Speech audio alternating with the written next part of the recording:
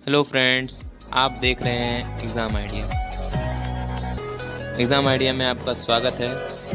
अगर आप हमारे चैनल पर नए हैं तो हमारे चैनल को सब्सक्राइब कर लें और बेल आइकन दबा दें। Thank you.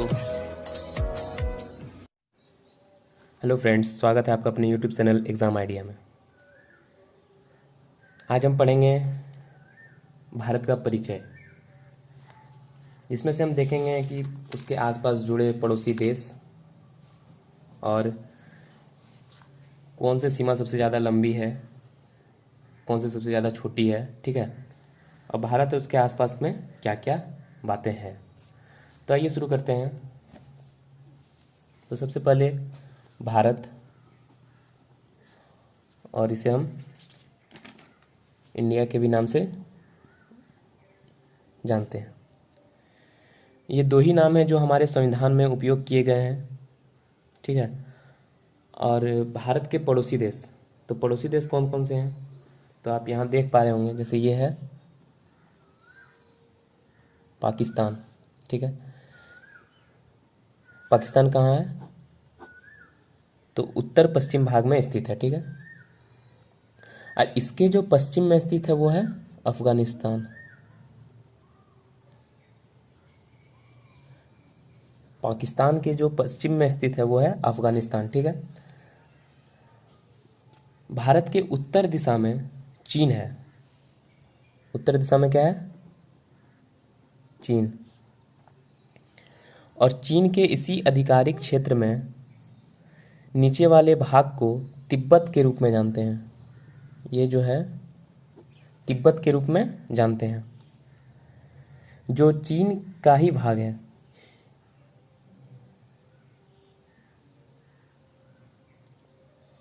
और तिब्बत के नीचे ये जो क्षेत्र आप देख रहे हैं ये है नेपाल। और बिहार के उत्तर में नेपाल है, जो यहाँ पे है बिहार। ठीक है, और ये भूटान है।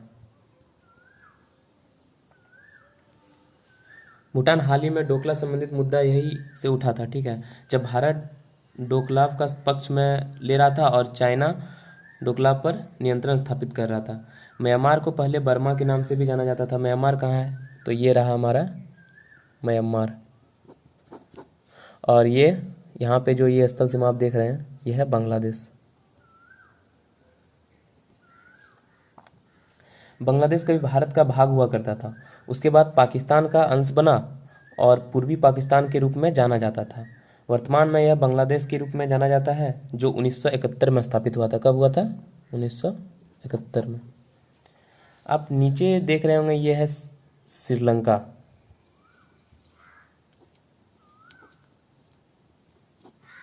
और ये हिंद महासागर में जो द्वीप है वो है हमारा महाद्वीप के नाम से जानते हैं। ठीक है, ये हमारे भारत के कुछ स्थलीय पड़ोसी देश हैं। और नीचे की ओर आते ही जो हमारे ये पड़ोसी देश है वो है श्रीलंका, और इस तरफ जो पड़ोसी देश है वो हिंद महासागर में द्वीप स्थापित करता है, वो है महाद्वीप।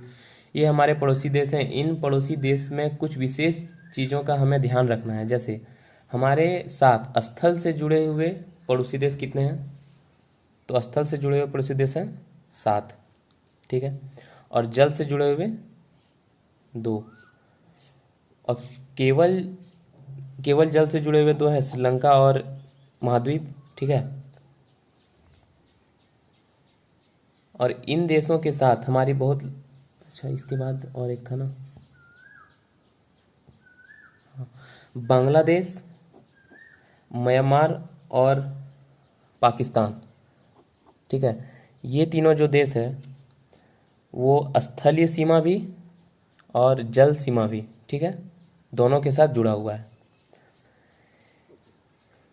स्थलीय सीमा की लंबाई है 15,200 किलोमीटर, जो यहाँ से शुरू होकर इधर से होते हुए चीन होते हुए यहाँ तक आती है। ठीक है, स्थलीय सीमा की लंबाई है 15,200 किलोमीटर।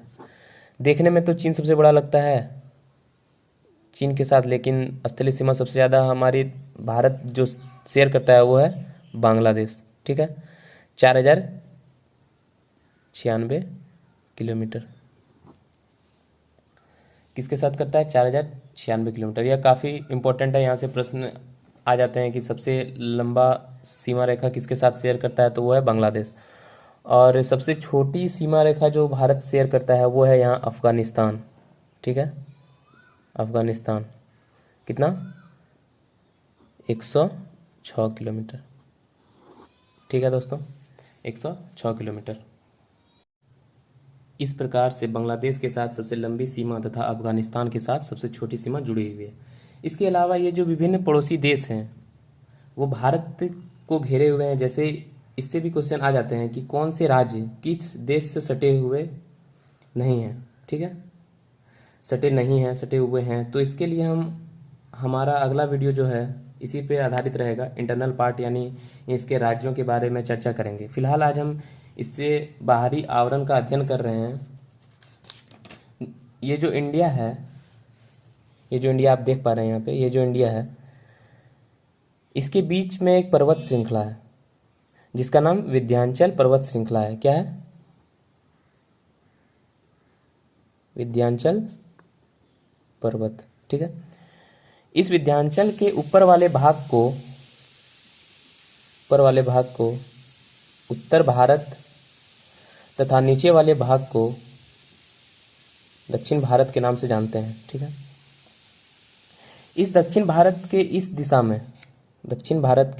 दिशा में जो जलीय क्षेत्र है उसका नाम है बंगाल की खाड़ी। जो जलीय क्षेत्र है वो बंगाल की खाड़ी, आप सभी जानते होंगे ये। और उत्तर की दिशा में जो है वो है अरब सागर। ठीक है,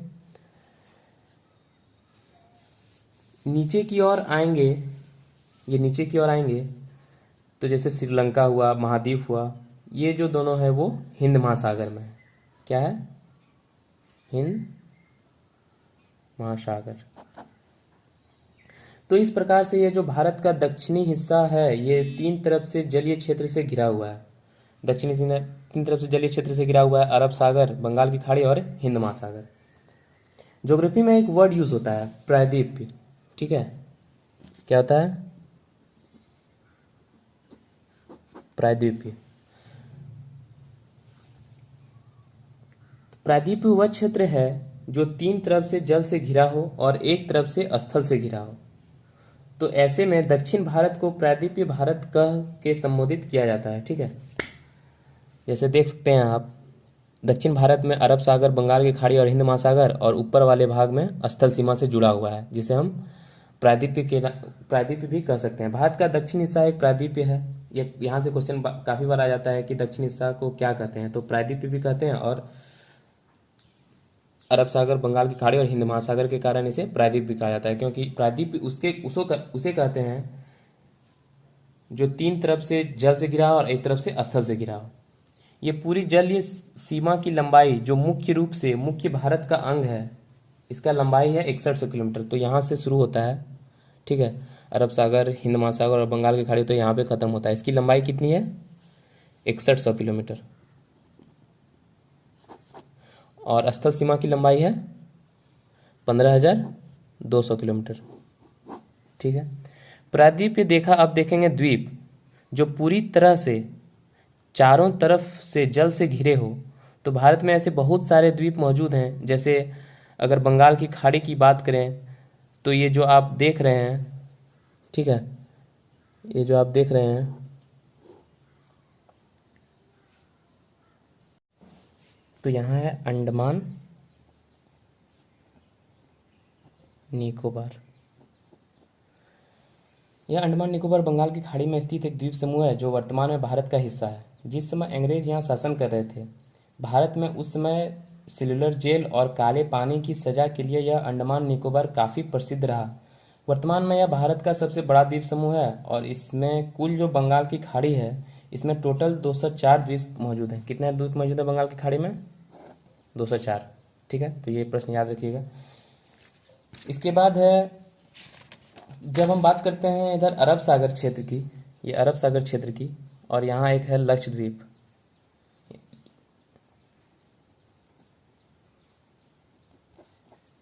ये लक्षद्वीप है।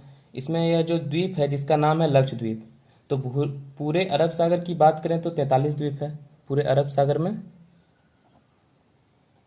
43 द्वीप है। इस प्रकार से हम देखते हैं कि 204 द्वीप प्लस 43 द्वीप, तो पूरे भारत में द्वीपों की संख्या हो जाती है 247। अरब सागर में लक्षद्वीप के अलावा भी अन्य द्वीप हैं, तो इस 43 में से 36 जो द्वीप हैं वो लक्षद्वीप के द्वीप हैं। ठीक है, तो यह भारत का बाहरी हिस्सा हमने देखा कि किस प्रकार से विभिन्न प्रकार के देशों से हमारा देश घिरा है। नीचे से तीन और से जलीय क्षेत्र से घिरा है और किस प्रकार से द्वीपों की संख्या है, द्वीप बने हुए हैं। इस बीच में एक और चीज आप लोग देख लें, यहाँ हमने पढ़ा है कि मुख्य भूमि को जलीय सीमा लंबाई 6100 किलोमीटर है। मुख्य जैसे कि यहाँ से यहाँ तक 6100 किलोमीटर था। ठीक है, जलीय सीमा जो है था वो 6100 किलोमीटर था। यदि इसमें लक्षद्वीप और अन्य द्वीप और अंडमान निकोबार द्वीप समूह की जो लंबाई है सीमा रेखा उसको भी ऐड कर देते हैं, तो भारत की संपूर्ण जलीय सीमा की लंबाई हो जाएगा 7516.5 किलोमीटर। ठीक है, 7516.5 किलोमीटर। ठीक है, केवल मुख्य भूमि जलीय सीमा की लंबाई 6100 किलोमीटर और स्थलीय सीमा की लंबाई 15,200 किलोमीटर। ठीक है, और संपूर्ण जलीय सीमा की लंबाई 7516.5 किलोमीटर। अब इसके अलावा कुछ पड़ोसी देशों से जुड़े हुए चीज़ों को हम देख लेते हैं।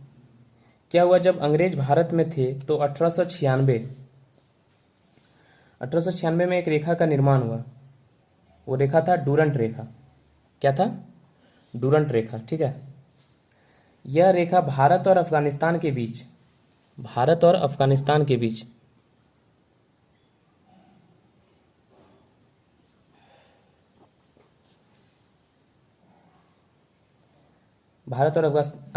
बीच में बनाया गया। लेकिन पाकिस्तान के निर्माण के बाद वर्तमान में यह डूरंट रेखा पाकिस्तान और अफगानिस्तान के बीच में बनाया गया। निर्माण के समय भारत और अफगानिस्तान के साथ, लेकिन पाकिस्तान का जब निर्माण हुआ उसके बाद पाकिस्तान और अफगानिस्तान के साथ डूरंट रेखा हो गया। ठीक है, तो ये हुआ था कब? 1896 में। तो ये याद रखिएगा, डूरंट रेखा 1896, और वर्तमान में पाकिस्तान और अफगानिस्तान के बीच डूरंट रेखा है। ठीक है, घटना है 1947 की, जब भारत स्वतंत्र होने वाला था तो सर रेडक्लिफ द्वारा भारत और पाकिस्तान की सीमा रेखा तय करने का निश्चय किया गया। ठीक है, 1947 में भारत और पाकिस्तान की सीमा रेखा का निर्माण करने का निश्चय किया गया, जिसको हम जानते हैं रेडक्लिफ के नाम से। भारत और पाकिस्तान का रेडक्लिफ के नाम से क्या है? रेडक्लिफ रेखा। ठीक है, उसके बाद हम देखेंगे चीन का जो ये भाग है अरुणाचल प्रदेश का हिस्सा है, यहाँ से हम सटे हुए हैं चीन से। तो चीन और भारत 1914 में सर मैकमोहन के नेतृत्व में इस सीमा रेखा का निर्माण किया गया था, इसलिए इसका नाम पड़ा मैकमोहन रेखा। इस मैकमोहन रेखा का निर्माण अरुणाचल प्रदेश के क्षेत्र में भारत और चीन के बीच 1914 में हुआ था। कब हुआ था? 1914 में मैकमोहन रेखा। ठीक है, तो इतनी जानकारी हमें यहाँ से मिलती है। अगर आपको ये वीडियो अच्छा लगा तो हमारे वीडियो को शेयर करें और हमारे चैनल को सब्सक्राइब करें और अपने दोस्तों के साथ शेयर करें। इतने के बाद एक यहाँ जलीय सीमा बनता है। ठीक है, जो श्रीलंका और भारत के बीच में है, यह है पाक जल संधि और पाक जल सीमा, दोनों के नाम से हम जानते हैं, पाक जल संधि और पाक जल सीमा। ठीक है,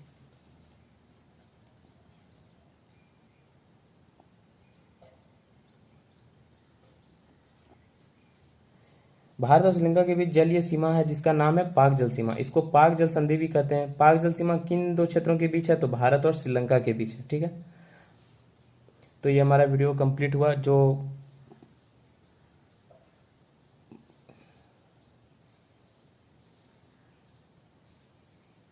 जिसमें हम देखें कि जलीय सीमा क्या है, कितने तरफ से घिरा हुआ है, स्थलीय सीमा की लंबाई कितनी है, तो संपूर्ण जल सीमा की लंबाई कितनी है, कौन कौन देश में कौन कौन रेखा अलग करती हैं देश को, कौन कौन रेखा जुड़ी हुई है। अगर आपको ये वीडियो अच्छा लगा हो तो अपने दोस्तों के साथ शेयर करें और हमारे चैनल को सब्सक्राइब करें। Thank you.